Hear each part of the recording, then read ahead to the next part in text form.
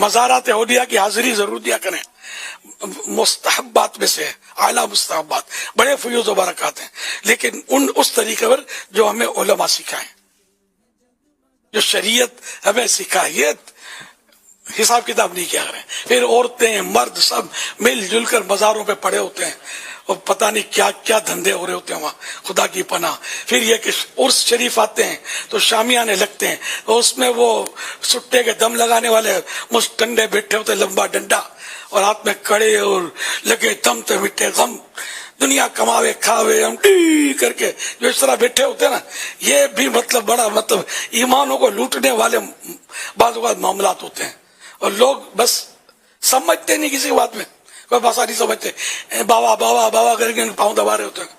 ارے نماز ہو گئی مسجد میں، اذان ہو گئی، جماعت ہو گئی، نماز ختم ہو گئی، بابا تو یہیں مرا پڑا ہے۔ بابا کہاں؟ ارے پتہ نہیں بابا اجمیر شریف عصر پڑھتا ہے تو بابا مغرب بغداد میں پڑھتا ہے، تم نے بابا کو پہچانا ہی نہیں ہے۔ ایسے بابوں کی پہچان اپنے کو چاہیے بھی نہیں۔ ہم لوگ جو شریعت ہے ظاہر پر ظاہر ہے۔ ہاں اولیاء کرام کے بعضوں کے واقعات ہیں کہ وہ مطلب اس طرح نمازیں پڑھنا ہے، ان کا دوسرے مقامات پر بزرگوں پر یا ایک وقت میں کئی جگہ تشریف لانا، تو ان کے سارے حال شریعت کے مطابق ہوتے تھے۔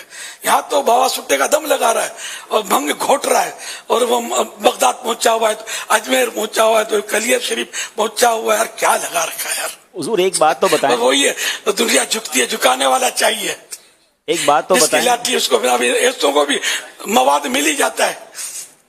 یہ بابا جو کہتے ہیں کہ ظہر وہاں پڑھتے ہیں بغداد میں اور اجمیر میں، تو یہ کھانا یہاں کیوں کھاتے ہیں؟ پھر کھانا بھی وہیں کھا کر آئے نا، لنچ اور ڈنر یہاں کر رہے ہوتے ہیں، نمازیں باہر پڑھ رہے ہوتے ہیں۔ بلکہ مکہ شریف میں تو آپ کو زمزم پی دکھانے رہے کے نا، لیے کھاتے ہیں، نہیں آپ کو دکھانے کے لیے کھاتے ہیں، بابا ہر لنگر میں تشریف فرما ہوتے ہیں، تو بس یہ جواب مل سکتا ہے۔